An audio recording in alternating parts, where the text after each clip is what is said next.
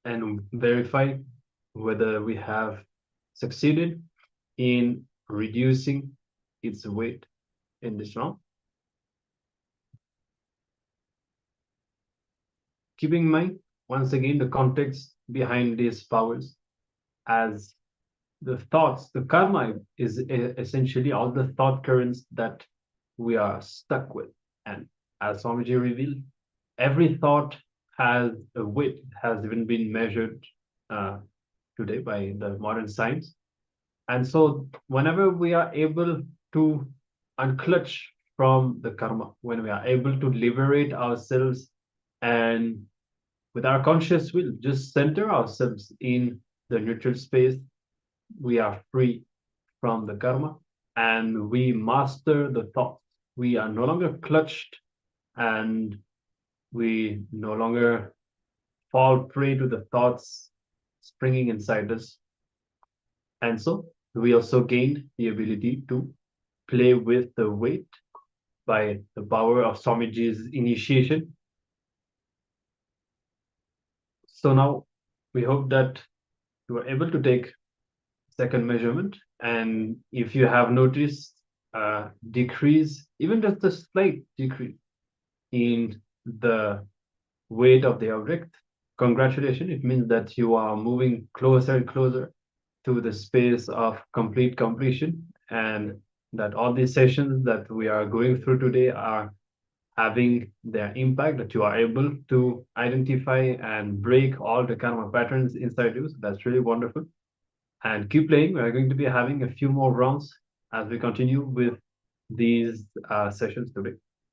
So now, with this, let's move on, and we are going to enter into our next session where we are going to be learning about the Sanchita karma, which is like the bank, our bank account of karmas that are stored, that are not directly available to us. As we have learned, the three different types of karma, the karma that we have come to exhaust in this life, which is the prarabdha karma, and then the agami karma, all the karmas available ahead of us that we unfortunately associate with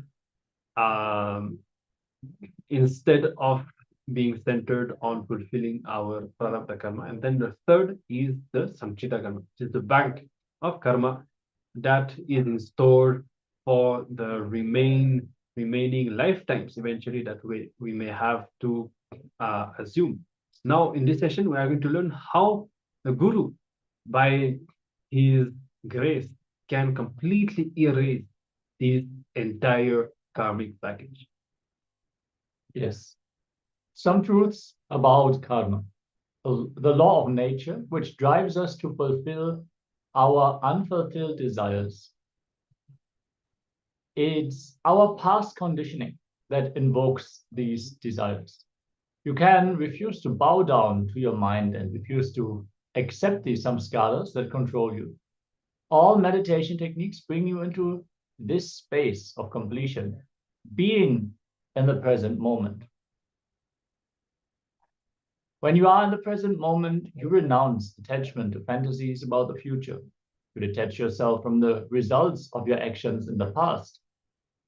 This alone leads you into liberation from the bondage of samskara. But when you acquire agamya karma, the total sanchita karma gets corrupted and generates the cycle of life and birth. This is how the wheel of karma starts. As Maharaj has explained, the sanchita karma is the bank, the stored karma. And when we involve more and more with the agamya karma, instead of actually reducing the load of karma on us, we are taking up more and more. So again and again, we are coming back to fulfill this karma that we have picked up. Somewhere this karma chakra needs to be broken, and you need to be given a new energy, inspiration, understanding, and possibility, the divine intervention to burn karma accumulated over many births. The word avatar, from the Sanskrit word avatarat, means one who has descended. In this case, the word specifically refers to the one who has descended from the very fabric of the cosmos, the universal consciousness. So there is a verse in the Srimad Bhagavatam which goes, Idam Shariram Mama Durvibhavyam Satvam Hi Me Hridayam Yatra Dharmaha Prishte Krito Ma Yad Adharma Arad Ato Himam Rishabham Prahur Aryaha. Srimad Bhagavatam, the great Vedic scripture that precisely records and reveals the happening of various avatars of the past, present, and even future, describes the avatar in its complete form. Then the Brahma Sutras, which are the authority on the Vedanta, reveal that the avatar does everything appearing like a worldly man, simply as a divine play, as a cosmic sport. So from the outside, the avatar may seem like a worldly man, like just anybody else. And in fact, Swamiji clearly revealed that in order to recognize him as Paramashiva and to perceive him as Paramashiva, only through his blessings can we do that. So many beings cannot recognize the avatar even while he is embodied among us. And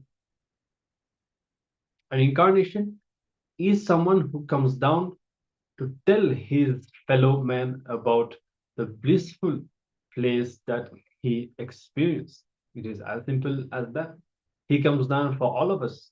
And the incarnations have no karma. They have nothing to achieve, nothing to gain. They are not driven by any need, by any unfulfilled experiences or any such thing. They are entirely operating for the sake of contributing, enriching, and liberating all beings. Now, the Guru Stotra, the verse number 9, says, Aneka janma samprapta karmen dhana vidahine atmajnana danena tasmai sri gurave namaha. So the salutations to the Guru who burns away the fuel of karma, results of works impressed on the mind, accumulated over many births.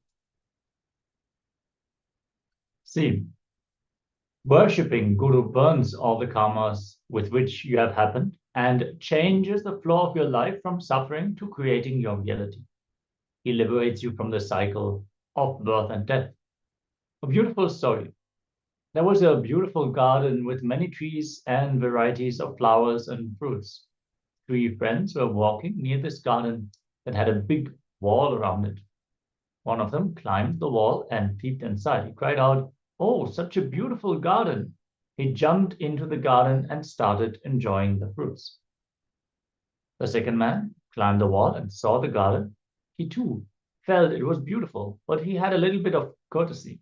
He turned and said to the third man, who was below, "Dear friend, there is a beautiful garden below. Come, I'm going in." Saying this, he jumped over and started enjoying the fruits. The third man climbed the wall, saw the garden. He saw his friends and understood the level of joy and bliss that they were enjoying.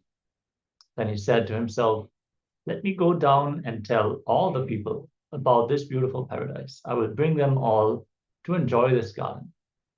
Incarnations come down only for the love of humanity. Incarnations take a human form, human body, just to liberate more beings from the cycle of life and death, from the grip of karma. If you dance and sing the great name of Arunachala and worship him, all the incompletions and karma in your inner space will disappear. They will just run away. Because by merely experiencing the space of Arunachala, all our karmas naturally just disappear. There's no space for them anymore. Now, the reason for your problems is nothing but confusion. Confusion means what? Just like half an hour before you take a decision, and then half an hour later you change and take another decision. So this continuous change in decision, like as if you just you switch on the fan and then again switch it off again and again. This is confusion, and this is the source of all the problems that we have in our life due to the influences of the incompletions and all the thoughts continuously that we clutch ourselves with.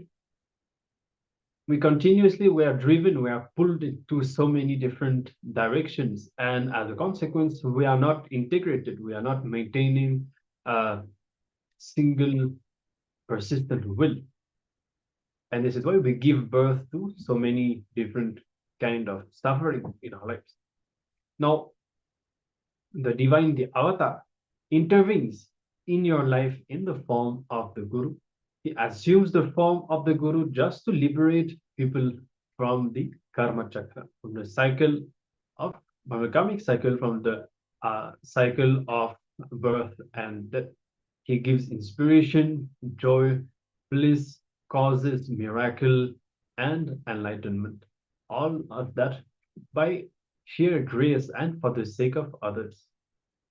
By whose grace one attains the direct experiential knowledge and the sacred cognition of the self is known as Guru. Like how when the sun rises, the darkness disappears on its own. In the presence of the Guru, the karma gets completely burnt. Any karma can be burnt through remembering the clicks and even the incidents, living the life according to these clicks and these revelations. Every single word that the avatar gives us is like a doorway to experiencing this space that is beyond karma, that is the pure consciousness. Yes, how many of you have experienced this? In a situation where you got agitated, frustrated, or you got triggered in any form, and then you remember a powerful cognition from Swamiji and you decide consciously, okay, let me not fall for this again. I know, I've seen this. Let me decide to be powerful in this moment.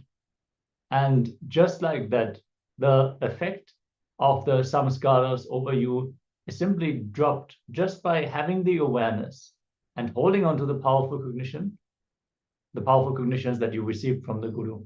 Simply make all the incompletions redundant.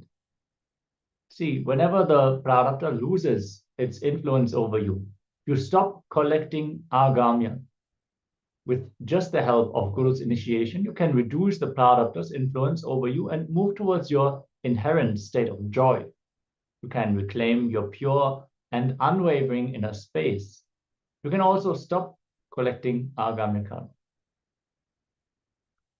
Initiation means the ideas or knowledge or the clicks that bring you out of the depressive thoughts, that bring you out of the influence of your prarabdha. Tantra, Loka Viveka, sacred text from the Kashmir Shaivism, defines initiation diksha as that action which bestows enlightenment, destroys the three impurities, bondages of the self, anavamala, karmamala, and mayikamala. Feeling belittled, karmic, baggage, and the forgetfulness of one's original state is called diksha, which bestows liberation. You can't do anything directly with your Sanchita karma bank. For Sanchita to be burned out, only Guru Kripa, the grace of the Guru, will work. Only the Guru's grace can do anything to burn out your Sanchita.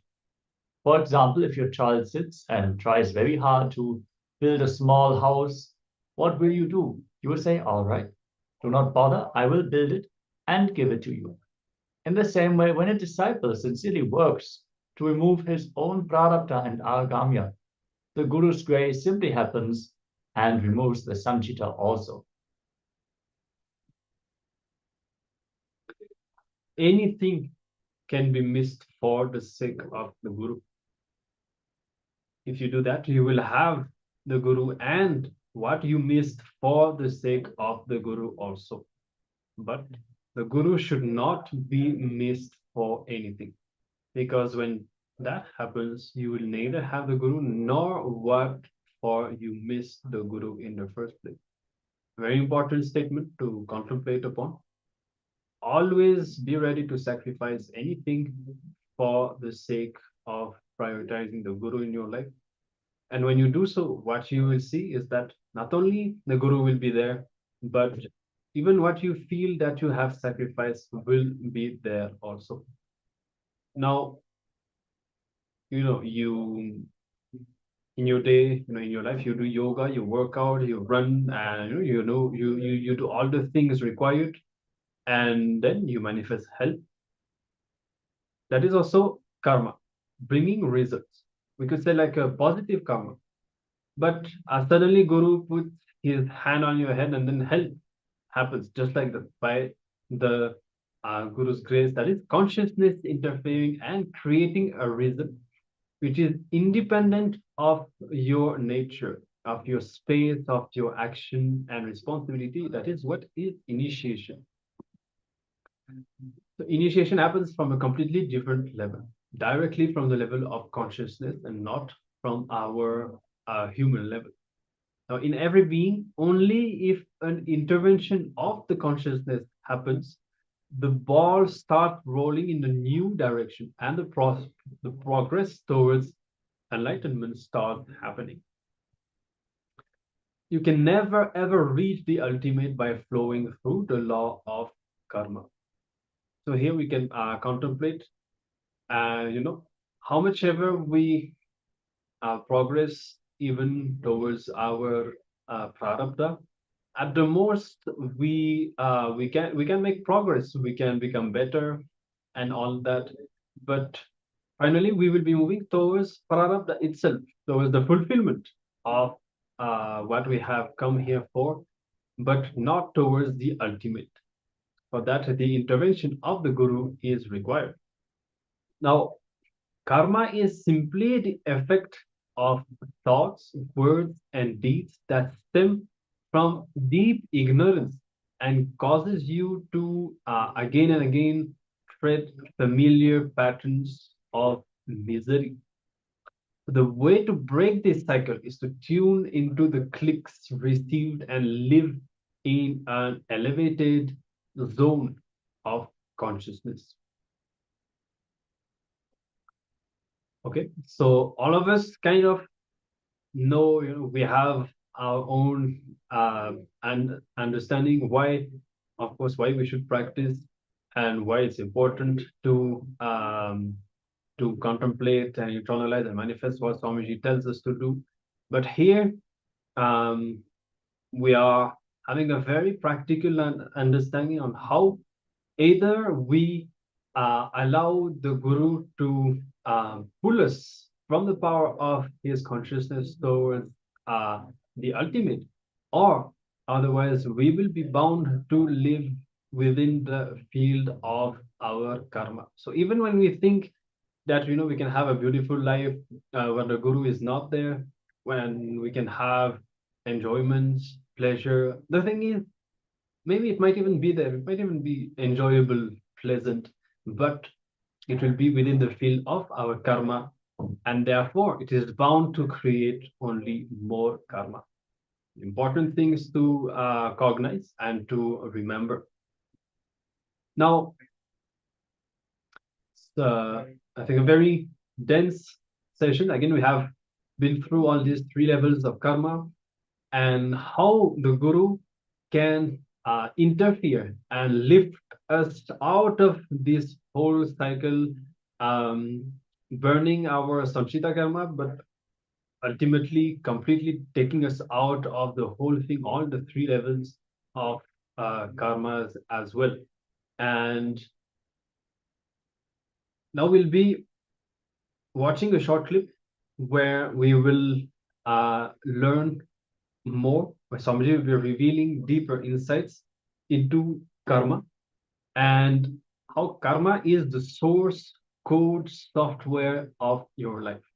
Please come to this space of listening and let us receive the powerful cognitions from Swamiji. Never eat the moment you are hungry. Bring eating to a very clear, conscious flow. I give you the best practice. Eat only once a day. Listen to every line. Eat only once a day. At least within next 6 months, come to this practice. Raise yourself. Eat only once a day. Keep everything you want to eat before the puja. Offer everything to Paramashiva and Guru in the puja. All this as a reason. Because when you eat only once, your whole body will feel the hunger. Even though you are feeling hungry and the food is in front of you, you cannot eat immediately because you have to do the puja. Whole thing has to be offered to Paramashiva. The delayed gratification will happen. So the agitated parasites will not get strengthened by your repeated actions of fulfilling them whenever they trigger you. See, when the parasites are born, they get strengthened by triggering you and making you act on the same pattern. I told one of my daughter, when you are depressed, frustrated, want to break everything around you, just lock yourself and sit. Don't cooperate with that parasite. Don't take decisions or act when the parasites triggers you.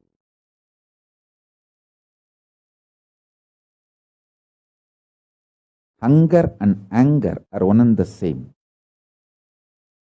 Hunger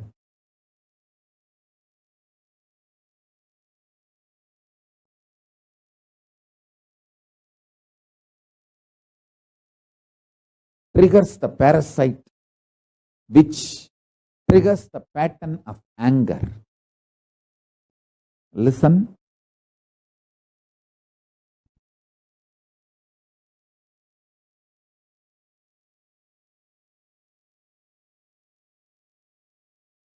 Only once in 24 hours you are going to eat means the whole body will be hungry. Even though the body is hungry, your parasites are triggered, and the parasites are triggering the not just hunger, anger, and the food is there in front, but you can't eat because you have to now do the puja and offer the whole thing to the deity. And finally you have to eat. The whole boiling, triggering of the parasite, the whole thing will happen and settle down. Your eating will not strengthen the patterns your parasites trigger in you. Delayed gratification will kill the parasites and the patterns triggered by the parasite. A person who does delayed gratification lives healthy, long.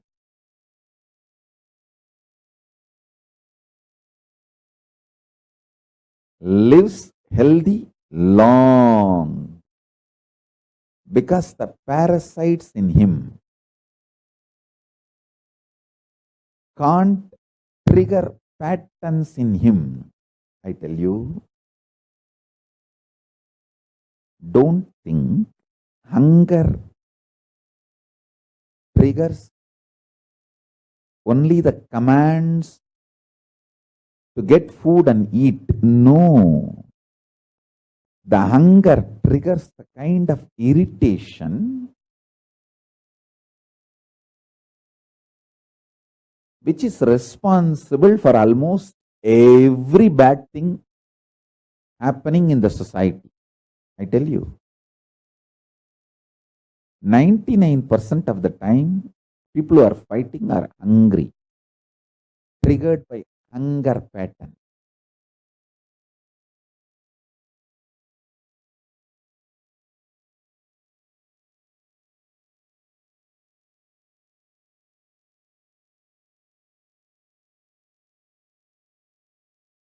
Annadana is the best strategy. I have always seen, whenever the people come to visit me, guess I tell them first, feed them, give them food, then I will meet them. So the meeting will always be pleasant. They will be in the mood to listen to what I am saying. There will be beautiful communication.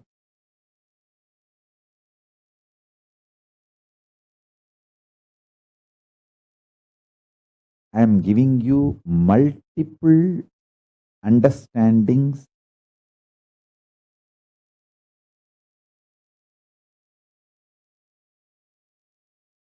Let me repeat.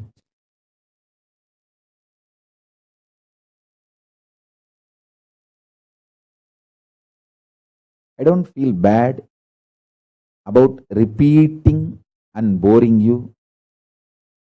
Even if you feel bored, it's okay to listen again and again than to miss the great truths.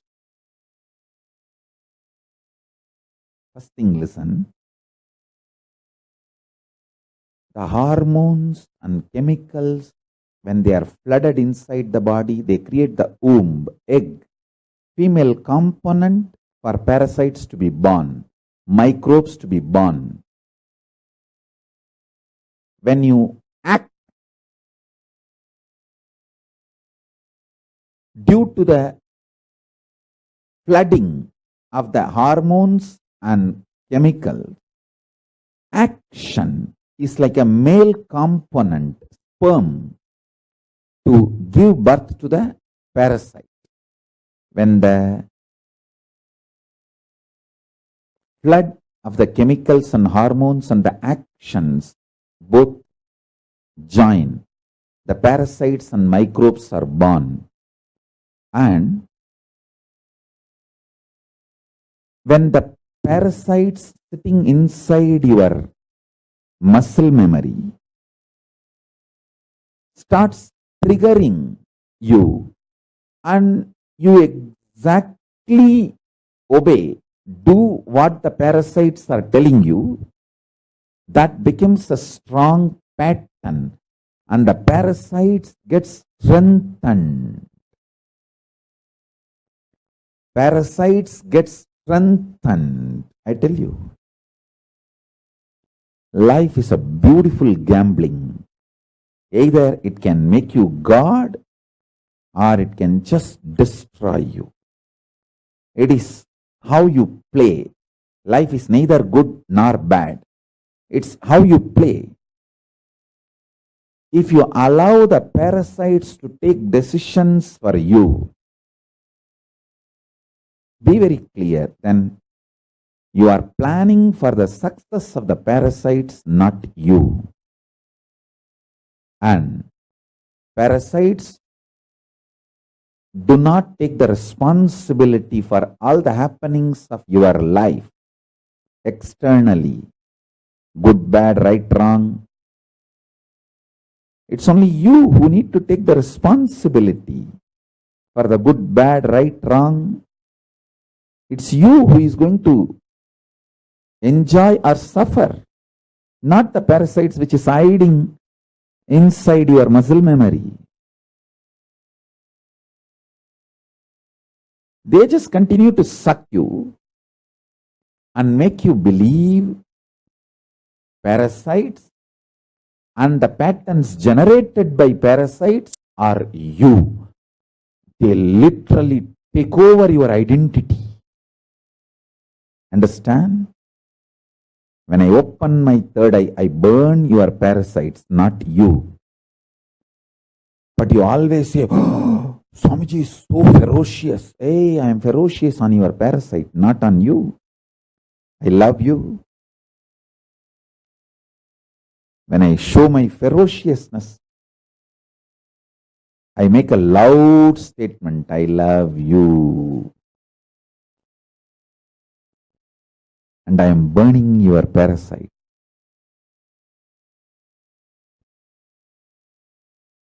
If you try to burn it on your own, you may take births and births. If you allow me to burn it, I can finish it in few days. I am telling you.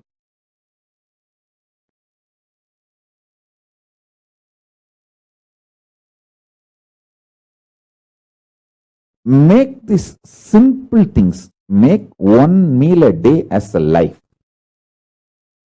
That also keep everything ready.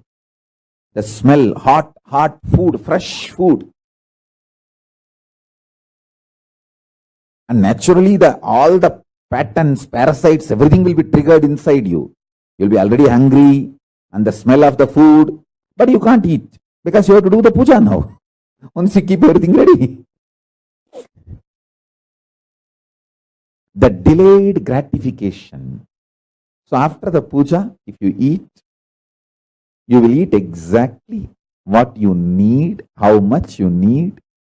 The whole process of eating will not tire you, it will empower you. I tell you, the most healthiest people who lived for a long time, healthily, I have seen in my life, all of them, 100%, whether my grandmother or Kanchi Paramacharya. My grandmother lived 103.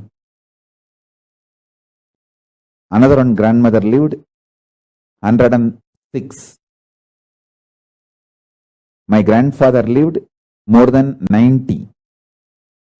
And Kanchi Paramacharya lived 100 years. Just, I think, few months less than 100 years.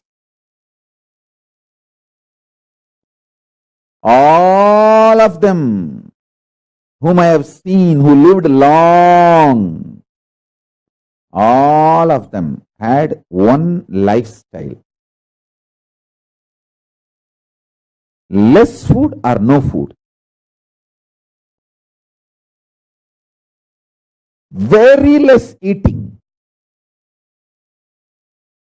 They built the body systematically from the young age itself to live with minimum food, minimum quantity of food.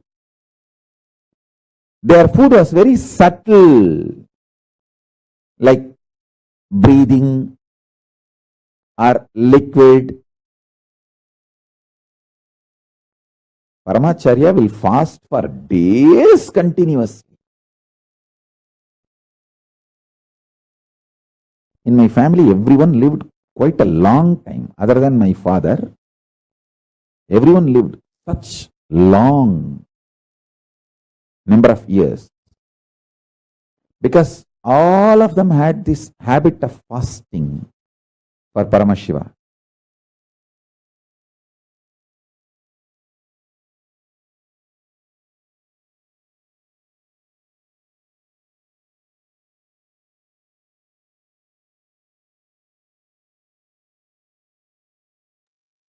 Yes, very powerful set of revelations, and it also kind of touches some of the topics of the Paramashivoham Level 3 that all of you will be learning soon.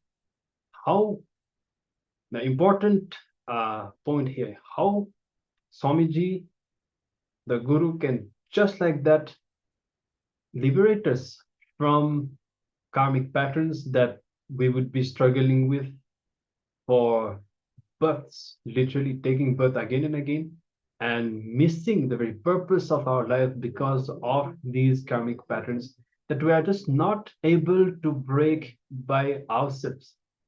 So that's what we were saying. The intervention of the Guru, he can liberate us from all the three levels of karma where we are not even aware that we are under the influence of karma. We may be thinking that we are, that we are just living normally. We not even notice that we are under the influence of a very dangerous karmic pattern.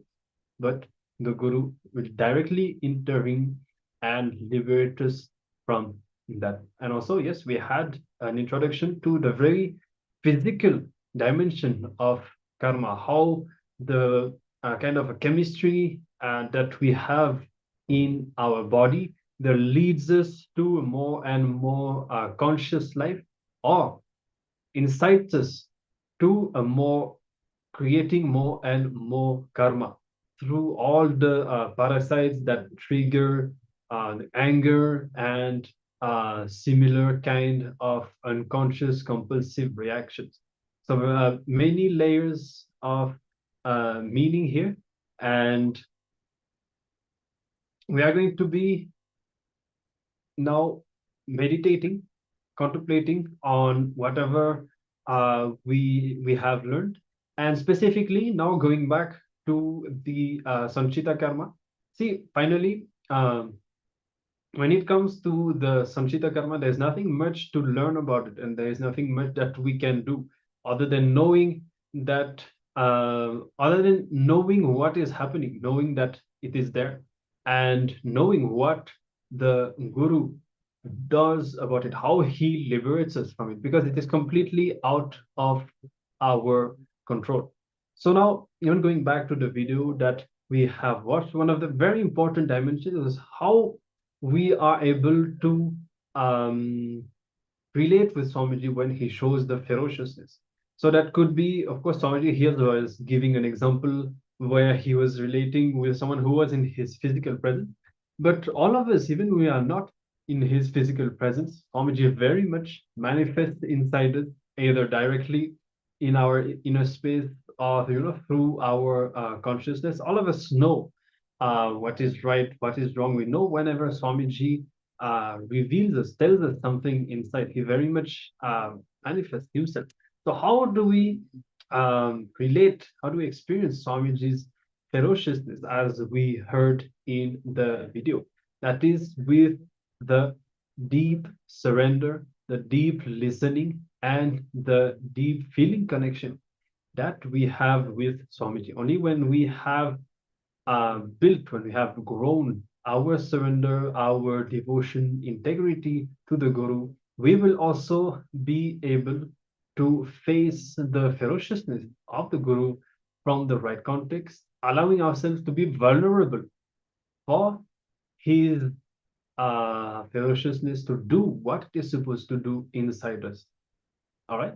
So this is going to be the theme of this exercise that we are going to be doing. Very simple, but contemplation with an updated context, understanding. We're just going to be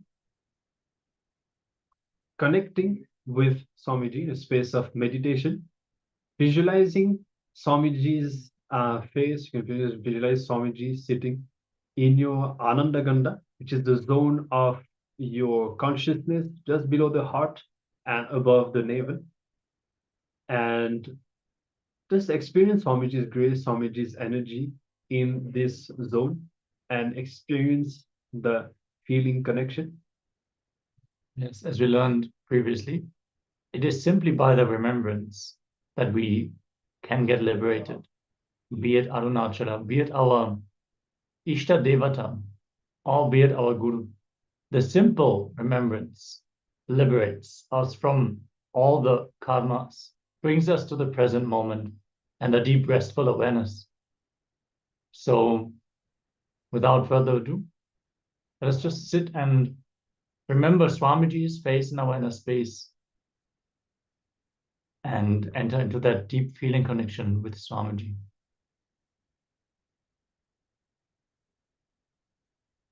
In that remembrance, just unclutch anything that comes up.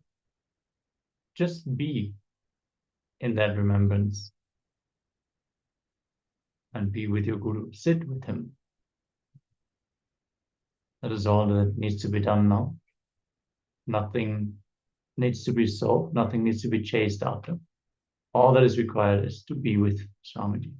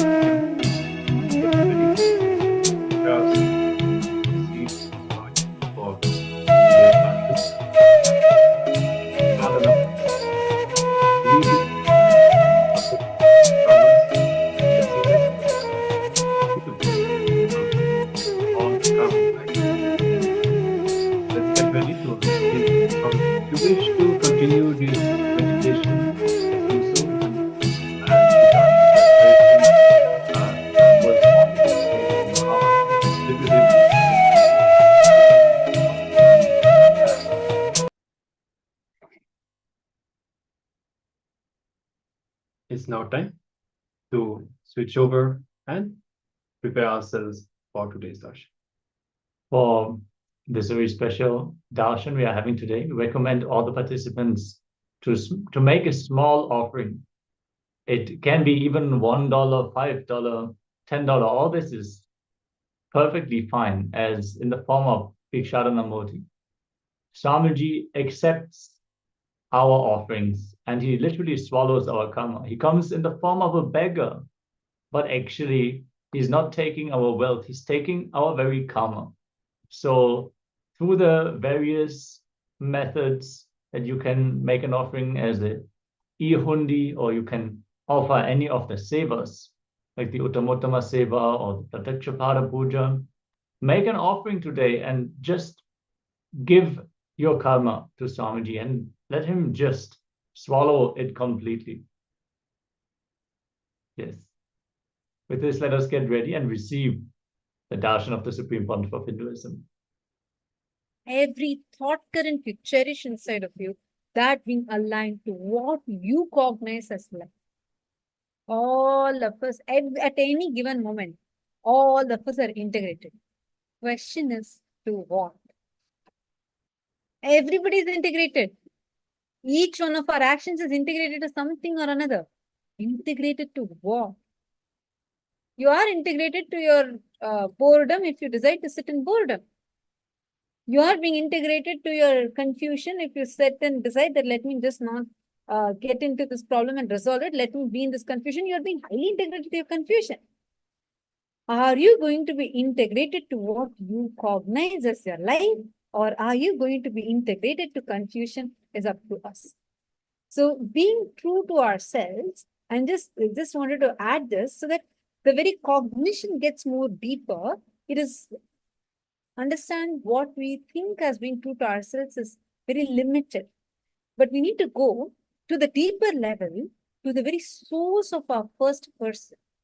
Only that will give us more and more depth in the cognition that we carry about ourselves first. Second, in that exercise, you're supposed to be writing what are the actions, words, the thought currents that you're going to shift in making each of your top relationships as enriching based. For instance, so far, yes, you're very sweet to everyone around you. Probably you have a very good relationship with everyone. Yet, you feel that, okay, in these areas, I feel I could be a little more enriching. Let's say, oh, I have my friend who's addicted to drugs. So he's suffering in his life. Let me take responsibility to actually sit with him, help him come out of it. Let me connect him to Swamiji so that Swamiji can heal him completely out of it. Thinking from this context, not because he's my friend, but it's even more deeper because he is a very extension of me. Life is a huge mirror. Every single person who is part of your life is a very extension of you. So by enriching the other person, you're not enriching him, you're enriching your own self. And when you operate from, this understanding is the real meaning of being true to yourself. Only when you operate from this understanding, you're actually being true to yourself. Because what you are inside of you, experiencing the true existence of you happens when you take responsibility, not from the understanding that, oh, am I to blame for this? Someone is not being proper. Am I responsible for it? You might not be the reason for it, but you are responsible for how life is occurring in front of you. You may ask, oh, there's a natural calamity in my place. How am I responsible for it? You may not be the reason for it. But as a human being existing in this planet Earth, you are responsible for what is manifesting in front of you. And this is not some distant philosophy. This is actually a very practical, real, applicable science, because this is only with this you can approach life in the right angle. Swamiji will beautifully say, this is neither optimistic nor pessimistic view of life. This is the realistic view of life. This is not optimism. This is not pessimism. This is realism. Because only when you are from the space of completion, you can have a realistic view of life. Only when you take responsibility from understanding that I am the source, you can really be true to yourself. Otherwise, many times we give in just to look good, like with the society, many times just for the pressure. We don't like to do something, but we just go and do it. That is not called being true to yourself. Or integrity is not that. You may do the right action, but in the wrong context, that is still not integrity. You may do the right action. You may go and do charity, $1 million. But if it is from the wrong context, that does not lead you, that does not give you the intended result. You're understanding, Aya? So whenever the being authentic to yourself, being true to yourself happens, when you start actually identifying the source of the first person inside you, establishing yourself in that and taking the action from that. From that space, any action you take, that is the best. Like many times, there is a very beautiful story Swamiji tells from Bhagavatam. One day, Vyasa Maharishi, he goes for a big meal. Like he goes, has a very nice hearty meal, and then he comes back and he has to cross the Yamuna. And all the disciples are all standing and they're all waiting. Like, Yamuna is like flooding. So Vyasa just looks at the Yamuna, the river, and he says, if I am a true Nirahari, Nirahari means a person who is not eating food, right? So Vyasa Maharishi looks at Yamuna and says, if I am a true Nirahari, let Yamuna part her ways. Yamuna parts the way. He just literally has a feast. He eats so much and he comes and he declares, if I am a true Nirahari, let Yamuna river give me way. And Yamuna river gives him way. Logically, it looks wrong. How is it possible? He just had a meal and came. Understand the context, the software, the inner software. Swamiji explains that incident so beautifully. He says, Bhagavan Vedavyasa, his experience of who he is different. He does not understand or cognize himself as his body. His existence, his true consciousness of what he exists in, because he declared from that state, the river moved. Understand, that is what is having the realistic view of life. Only when you understand you are beyond all these identities, your context, everything, can you be true to yourself. Otherwise, any action you do will always have a vested interest or some agenda. By default, for all of us, there is always some give and take, some trading that happens with life. We always have a trade agreement. I give you this, you give me that. We always have. There is always a give and take. But only when you are operating from the space of oneness, you actually have a realistic view of life. So, hope you understood. Aya, do post your click if you understood. Now, all of us are going to be receiving this initiation today. Initiation to experience the space of oneness. See, Paramashiva, Swamiji is coming at Bhikshadana to take away all that is not yours from him. All that is only yours from you, I should say. Because only delusions are all yours that we create. Each of us create delusion. Just give that to Swamiji today during the darshan. Just put that in the Bhiksha Patra. Literally, actually, Master's Bhiksha Patra is Akshaya Patra. Means anything that you put, whatever you give him, he will shower you with ultimate. Give him all, whatever problems, everything you have, he'll give you bliss. Give him all your, whatever is your pain, suffering, Swamiji will shower you with the ultimate experience and ecstasy. Understand, today's darshan is going to be bestowing each of us with the experience of the true space beyond karmas. Karma means all the places wherever you are stuck, all the thought currents where you are stuck, everything. Literally, wherever, whichever thought current, space, or patterns that you are stuck in. Having a breakthrough in that aspect. If you are feeling stuck somewhere, just declare and move on. Just declare, decide, and move on. That moving on happens with the initiation from the Guru. Moving on means not suppressing and moving on. Making that karma chakra redundant in your life. Making the whole idea, the whole karmic baggage, just making it redundant from your life. Your association with it will not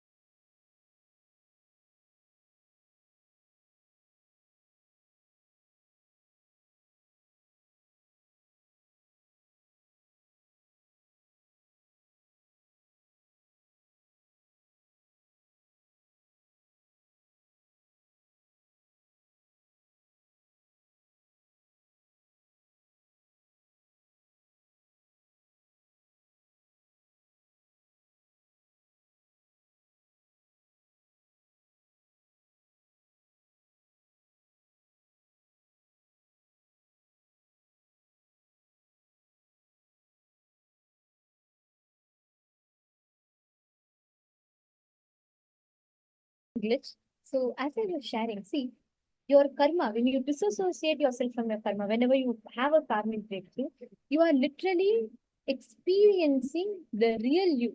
What you associate yourself change with, that changes. The cognition that you carry about changes.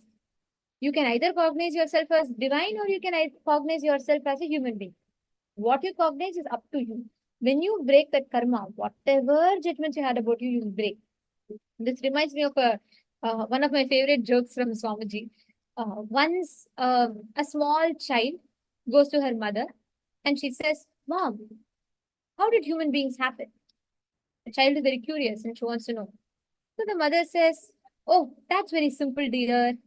God created Adam and Eve. They created kids. Those kids created more kids, and those kids created more kids, and that's how human beings have come." Child understood somewhat, so she goes back. After a few days, again, the child goes back to her father. She says, "Dad, how did human beings come?" Then the dad looks at the child and he says, "Oh, that's simple, honey."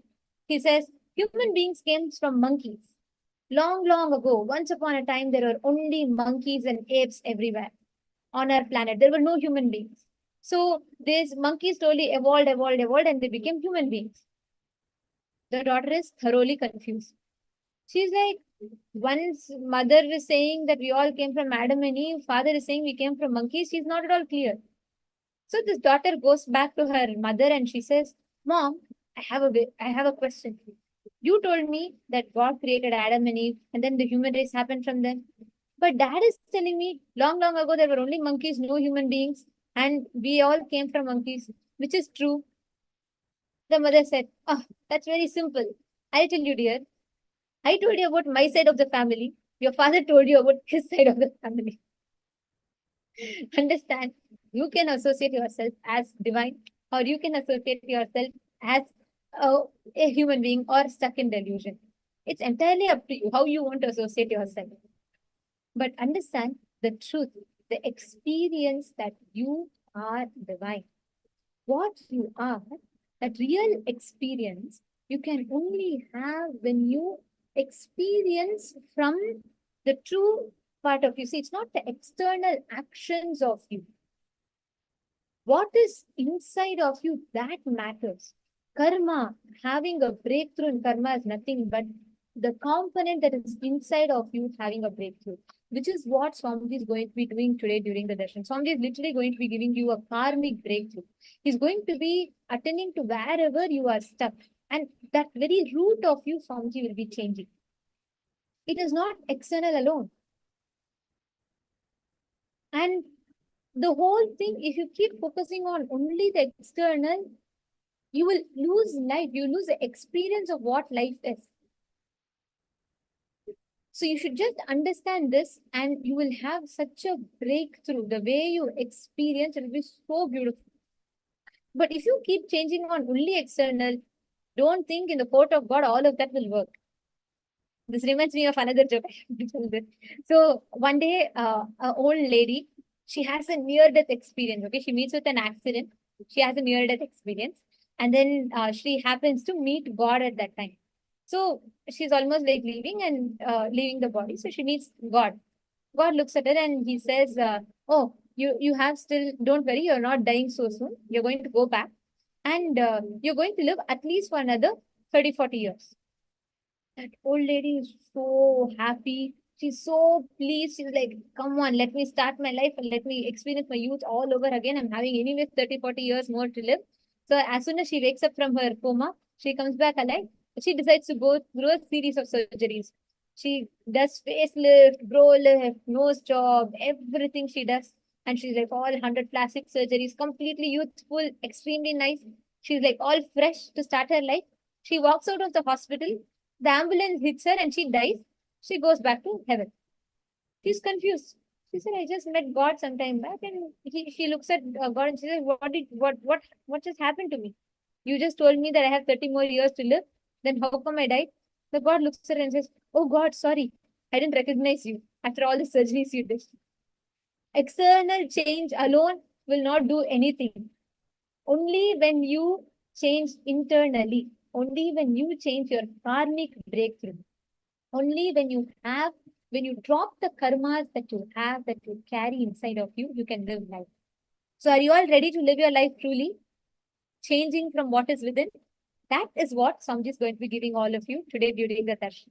So let us all now get ready to receive the darshan of Bhikshadhanamurti.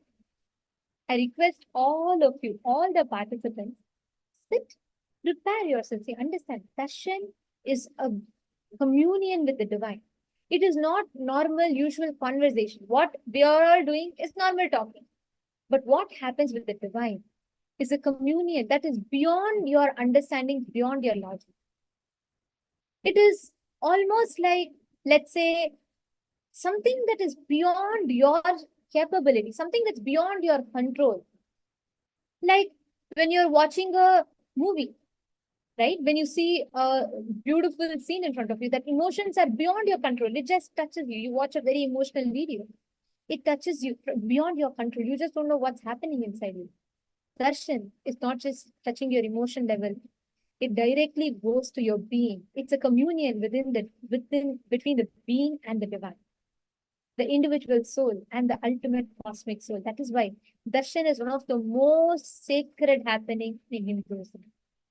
A person receiving darshan is the greatest boon that he can have in his life. And all of us are being bestowed with the darshan of an incarnation every day. Prepare yourself to receive this ultimate experience inside of you.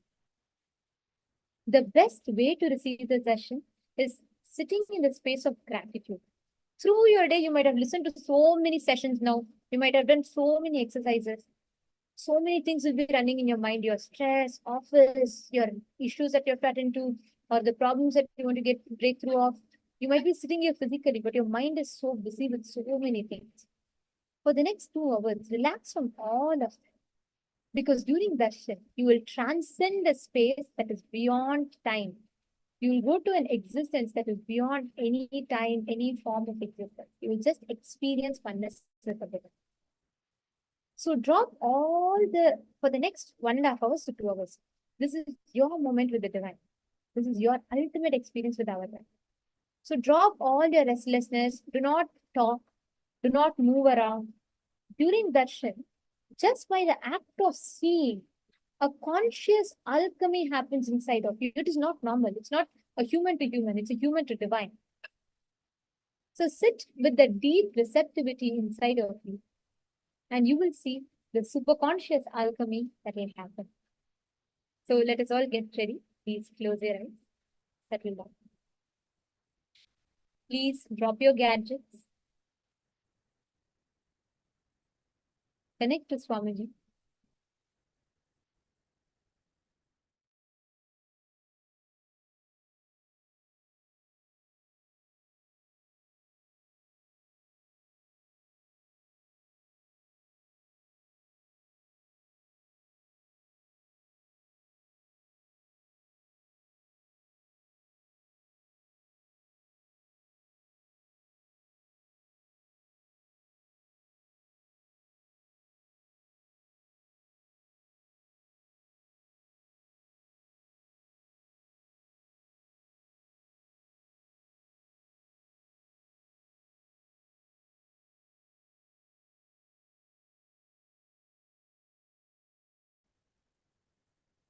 Experience the most powerful deep seeking in you. Relax. Relax from all your distractions. Relax from everything. Settle down for a few minutes.